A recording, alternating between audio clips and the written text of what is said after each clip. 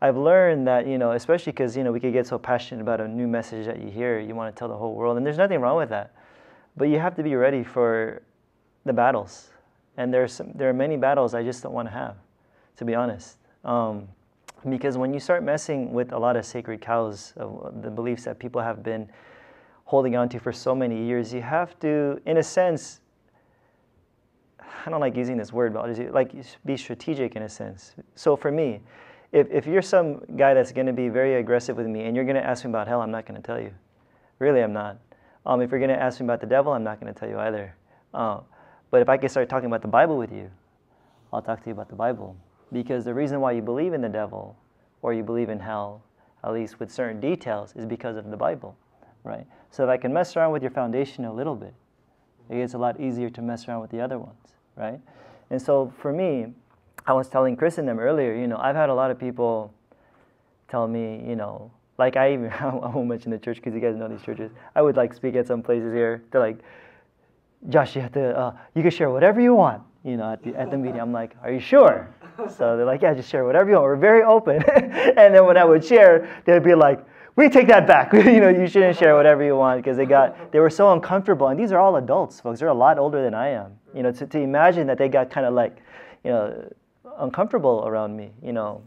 They're like, some of them are in their 60s saying, Josh, when I hear you, I get really uncomfortable, And some of them would even say, Josh, you need to tell people when they're ready. And I say, you know what? That's actually not always true, in a sense. Because I don't post up a YouTube video and say, you know what? I'm going to upload this controversial video but I got to make sure everyone's going to agree with it first, right? No one does that, right? You're going to piss a lot of people off, but you're also going to be helping a lot of people. So what I do, what I try to do is that I really try to play by ear, because there are some people that I've met who, especially in the Philippines, right? They're coming from America and they go to the Philippines, will be like, we heard about you. And then I heard that they're like really skeptical of me or whatever. So to some person's eyes, they'll be like, yeah, Josh, you shouldn't talk to that type of person because they're not ready to hear it. But it's funny because my wife's seen this so many times. I met many aggressive people, and then when I sit down one-on-one with them, they end up getting open. Just because I asked them a couple of questions. That's the problem, because we get too focused on telling people what we believe. We don't need to do that all the time. They won't understand it at times. But what you can do is that you start off with challenging them with what they believe, so that they can realize for themselves that they really don't know what they really believe, right? So one of the questions, or these are the several questions that I tend to ask people. So if somebody says, Josh, I believe in eternal hell. I'm like, all right, why do you believe that? Well, because blah, blah, blah. The Bible says. Well, how do you know the Bible's true? Something like that. And then I try to bring out the implications. So I'm saying, so you're telling me that all these good people that were killed in the Holocaust, just because they're not evangelical Christians, they're all burning in hell forever with Hitler. They're with Hitler, even though they didn't do all the bad stuff with Hitler, but they're not born again. So you try to bring out the implications, because all of a sudden it starts to become real for them. It's a Socratic method. So I'm more into that style, because instead of telling people what you believe, you let them realize that they don't even know what they believe in the first place. But it's funny because, sometimes people who claim to know God are the most unloving people. And I would actually say the ones who don't know how to love people, they don't know God. Because even the Bible does say that, right? If you know God, you will love people, right? And so when I would meet these people who are so upset with me, I'm telling you, man, they're really passionate against my material.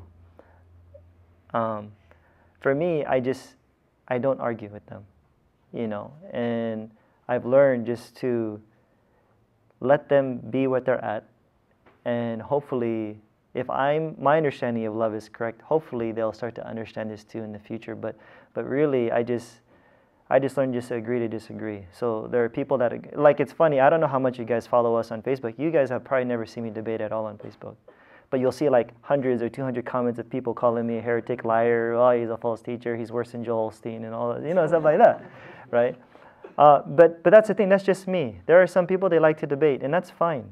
But for me, I just realized I don't like to debate that much anymore. But I like to have a conversation with someone that's really open, so I don't even know if I answered your question, bro, but just no matter what, understand where they're coming from. Because in a sense, I'm not trying to sound, elitist, but we were there too. You can get into any debate that you want, but you have to be ready for the consequences. You're going to have to put up with people's, being unkind to you or whatever. So I'm just like, there's not really a right or wrong. It's just what are you willing to put up with? Do you not want to debate today with people? Then don't get into it. Right? But no matter what, for myself, I love them, really. Like my wife knows it. She reads my email and I just sit there. And but I remember I never judged them. I'm never like, well, they don't have the grace message. This is whack, you know, because then you could be just as religious as the ones that you disagree with, you know, where we judge them. We're better because we have the grace message. Really, people are people, and we're all at different places in our journey.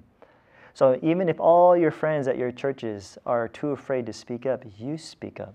But don't be a jerk, right? Where you're trying to wreak havoc in a church and don't do that, because you're gonna look like an idiot. Really, it's gonna not reflect your message. You know, so what I tell people, if you have this message in your heart, be as respectful as you can, because you want your lifestyle to reflect your message, that you can be gracious to people who don't agree with you too. And so that's all that I'm saying. You just love people wherever you're at, and you share your story. You share your story. I had no idea anything about you guys, but now I see you differently. Because now I understand why. Back in the day, I'd be like, dude, you're Catholic? You know that's by good works, right? You're not going to be going to heaven because you can't be saved unless they're Jesus Christ. You know, that's how I would be before. But I think love transcends all these doctrines, honestly.